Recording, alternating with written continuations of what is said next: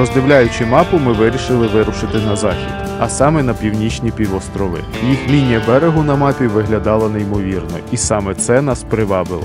Тут знаходяться західні фьорди Ісландії. Останню ніч ми провели в північній частині острову, тому логічним для нас було рухатись в цьому напрямку.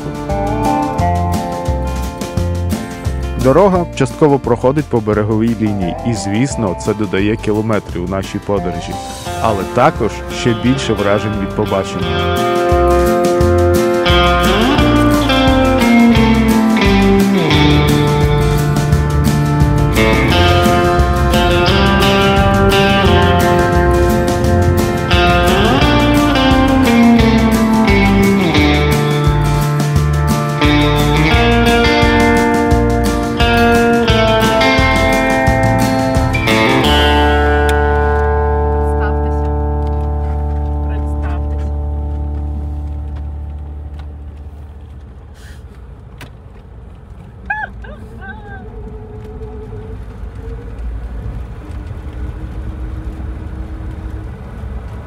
Правильно, біжіть по дорозі. Дуже розумно.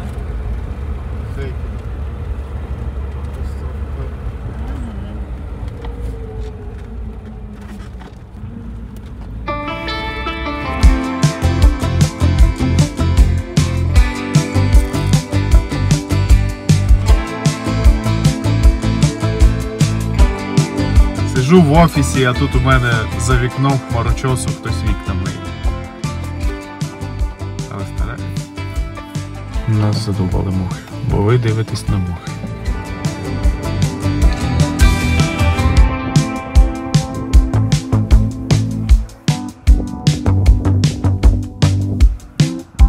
Дорога по береговій лінії робила враження неприступності цієї території. Величезні гори, з яких падали водоспади, стіною закривали сам півострів. І здавалось, що потрапити всередину нереально. А по іншу сторону океан та його затоки, в яких час від часу зустрічались місцеві жителі, які вирішили погрітись на сонечку, лежачи на каміннях теплим днем.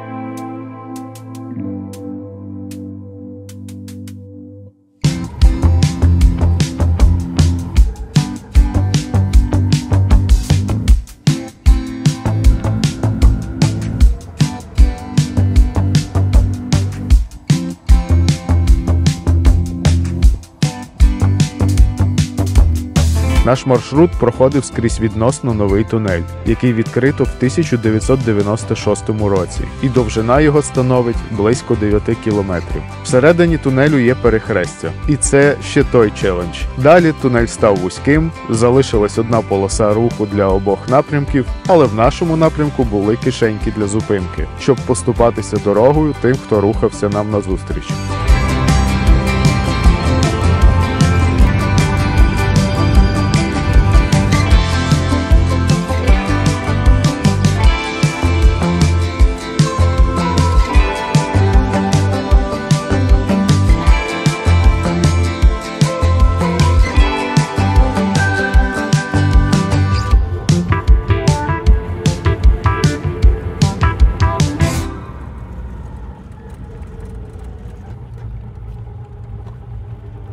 Наш підйом до головного водоспаду західних фьордів починається з неймовірної долини, де панує звук десятків гарних водоспадів. Навкруги гори, як з мультфільму «Астерікс і Обелікс» в Америці, а захід сонця освітлює цю всю панораму.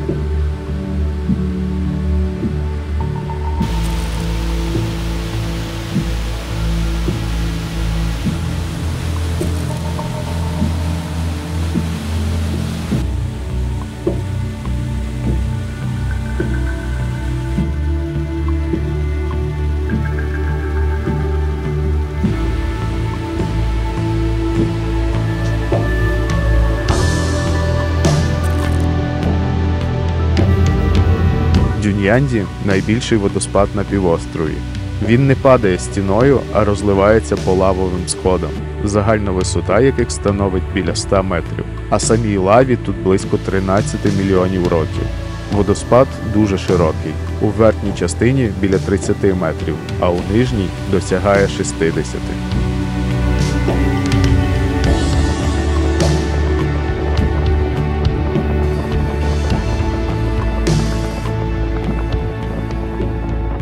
Ця місцевість по-своєму унікальна, як і вся Ісландія. Західні фьорди – це півострів, оточений неприступними горами, крізь які знайти шлях в центр півострову не так просто. І тунелі, які ведуть туди, нагадують якийсь телепорт з фантастичних фільмів. Заїжджаєш в одному пейзажі, а на виїзді зовсім інший.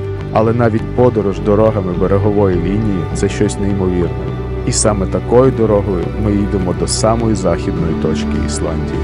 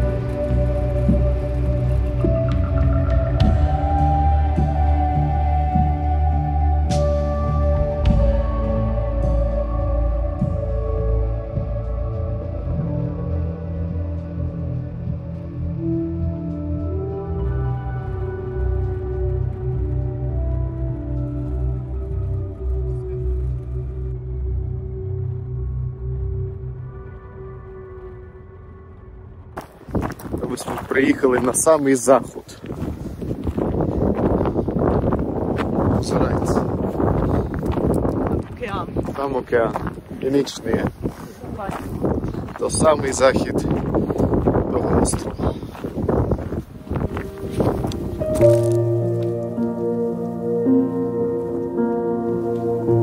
Найзахідніша точка Ісландії – це мис у Вестфьордах. Неймовірно велика скеля, на вершині якої ми знаходимось. Є домівкою для мільйонів птахів. Всіх видів місцевих жителів ми не знаємо, але найвідоміші – це гагарки, сула атлантична, чийра і, звісно, іпатки. Вони же пафіни та тупіки. Ця скеля неймовірна. У кожного виду є свій поверх, і за цим цікаво спостерігати. Унікальність цього місця, що тут проживає 40% світової популяції деяких видів, таких як мала гагарка. Це така морська пташка, чимсь схожа на малого пінгвіна. Але насправді вид птахів, популяція яких дуже мала на нашій планеті.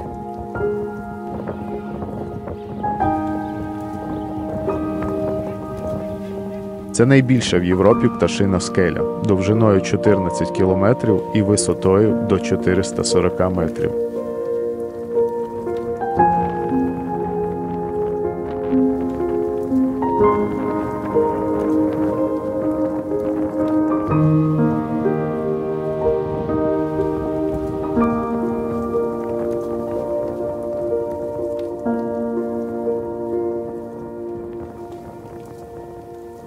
Ну і звісно, зірка цієї серії – це іпатка. Так, це пташка, яка напевно є символом Ісландії, хоча популяція цих птахів зустрічається і в інших місцях.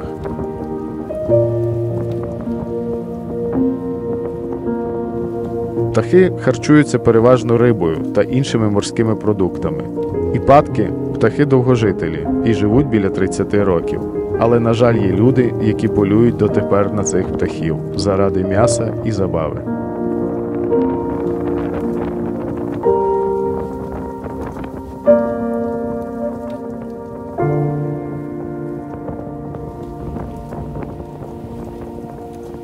Десятки туристів щодня приїжджають сюди з величезними об'єктивами, щоб по-своєму вполювати птаха, а саме сфотографувати цю милу пташку. Але мені пощастило це зробити звичайним телефоном. Пафіни саме мене чомусь не лякались, а можливо прийняли за свого, і цілий час позували перед камерою телефону на відстані півметру від неї.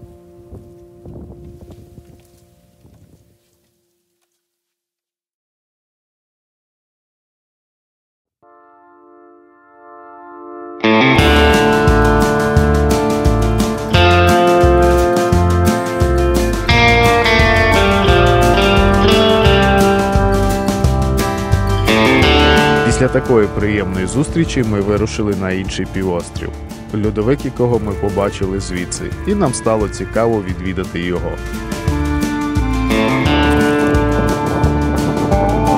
По дорозі ми відвідали найстаріший залізний корабель Ісландії. Корабель тут стоїть з 1981 року, а побудований був у 1912-му в Норвегії.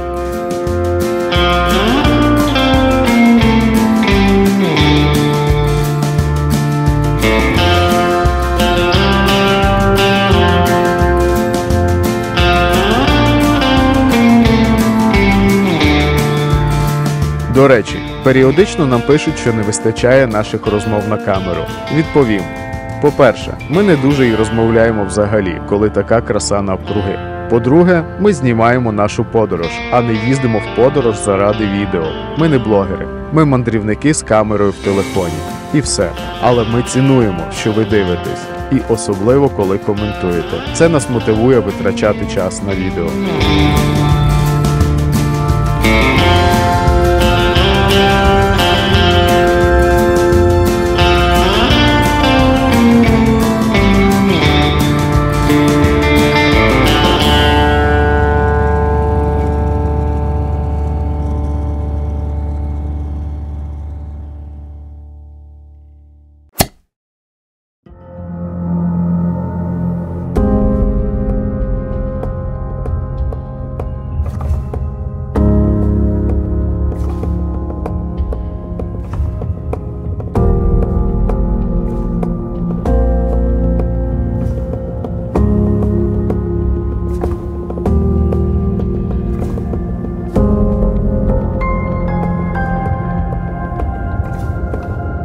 І знов вечір. Інший півострів. Інші пейзажі і легкий сум, тому що нам залишилось всього 4 дні. І ми покинемо Ісландію. Але насолоджуємось поїздкою.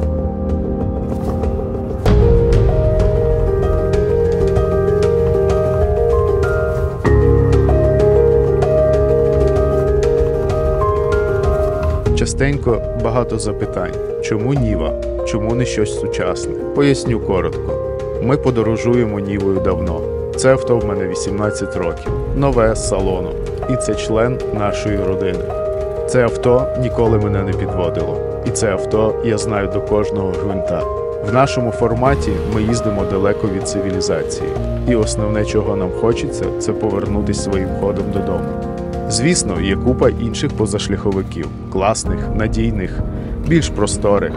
Але їм всім теж вже далеко за 20 років. І відповідно ці авто треба доводити до стану нашої Ніви. Навіть якщо купити з-під бабці, яка тільки в церкву і їздила. Сучасні авто не підходять нам через те, що в них багато електроніки та низька ремонтна пригідність в таких умовах. Так, відкрию таємницю, у нас є і інше авто для подорожей.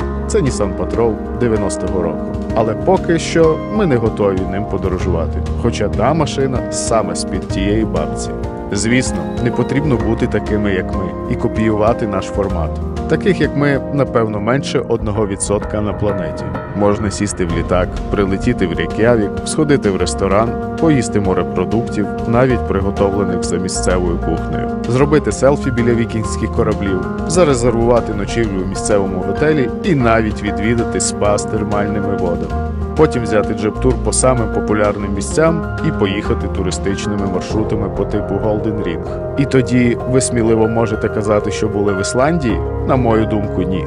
Ви були в Рейк'явіку та туристичних місцях Ісландії, а також в її готелях. Рейк'явік та Golden Ring ловить туристів, а глибока Ісландія – душу. Хтось обирає комфорт літака та ресторан Рейк'явіка.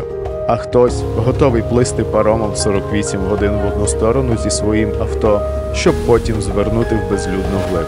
І той, і інший шляхи прекрасні, і всі вправі обирати свій.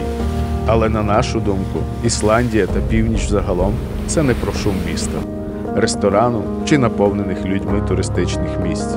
Природа Ісландії – це тиша. Тиша північної природи.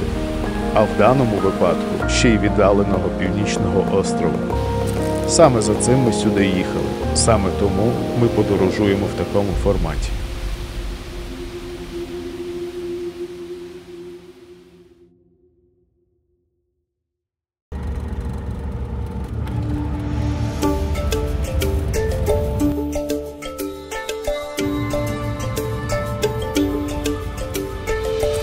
Як ми згадували раніше, ми приїхали побачити цей півострів і його льодовик. Тому після не зовсім вдалого запливу з ціллю побачити китів, ми відвідали маяки в західній частині півострову. Також ми і тут побачили поселення птахів на скелях, помилувались океаном і після вирушили до льодовика. Забіжу наперед. Звісно, ми не доїхали до вершини. Сніг був консистенції цукор з водою під ним, і ми не дуже готові до такого. Але ми покрутились довкола і побачили знов нереально гарні пейзажі.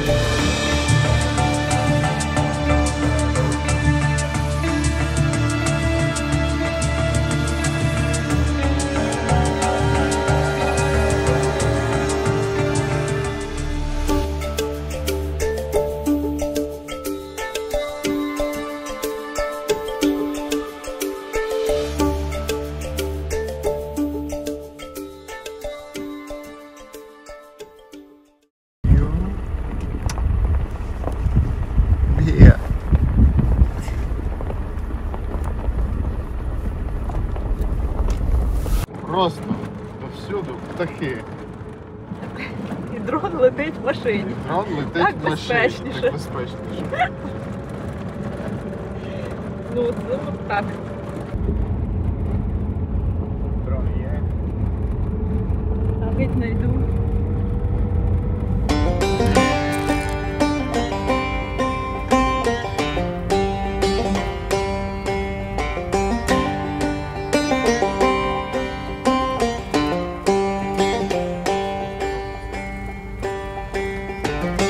І ось останні 2 дні на острові. І нам потрібно рухатись з самого заходу на самий схід, до парому. Звісно, ми проклали свій маршрут через центральну частину острову, не асфальтними дорогами. Нам хотілося побачити ще.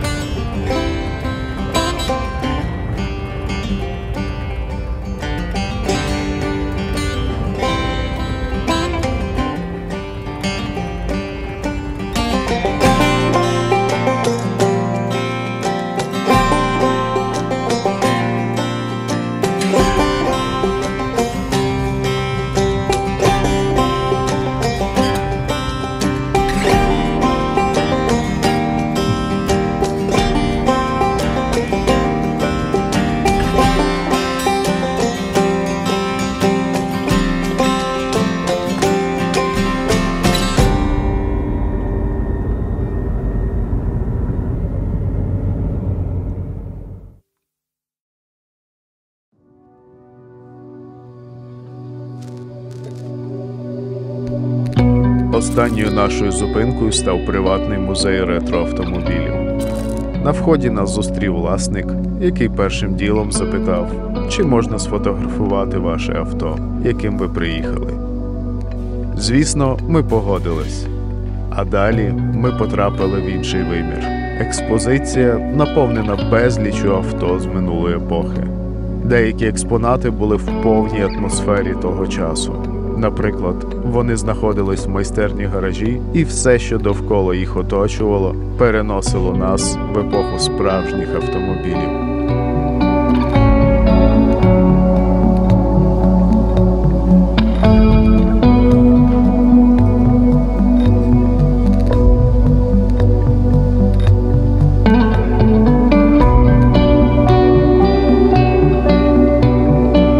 Це місце неймовірне.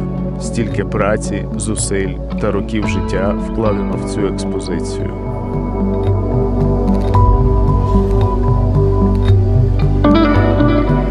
Тут можна побачити і малолітражки 50-х, 70-х років, і вантажівки з тракторами 30-х, 50-х років поряд.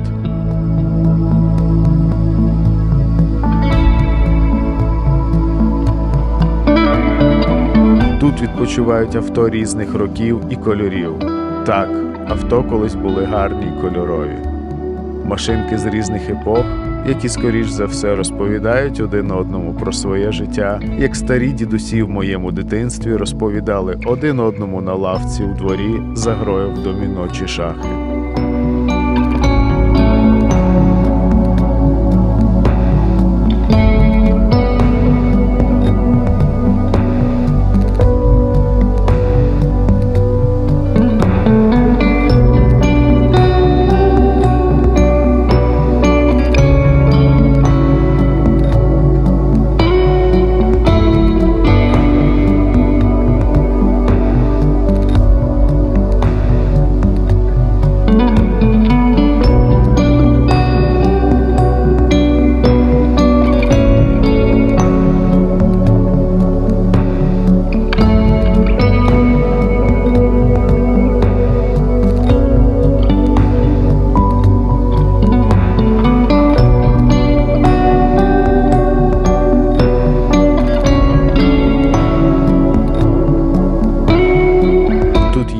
Цивільні авто, і легкові, кемпери та позашляховики, а також автомобілі спецпризначення, такі як військова легкова техніка чи машина-амфібія.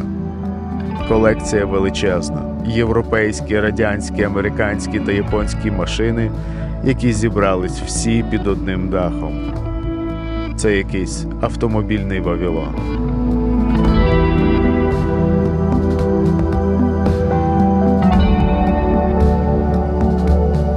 І, звісно, тут є ніви. Одні всередині в гарному стані, а деякі на вулиці чекають часу на реставрацію. А можливо, так і залишаться вуличними експонатами, як і багато інших авто. Взагалі, в Ісландії ми зустріли чимало автомобілів Ніва, які стояли знищені морським кліматом, а які ще служать і радують своїх власників. Ну і звісно, наше авто теж не залишилось без уваги, особливо від місцевих, старшого покоління.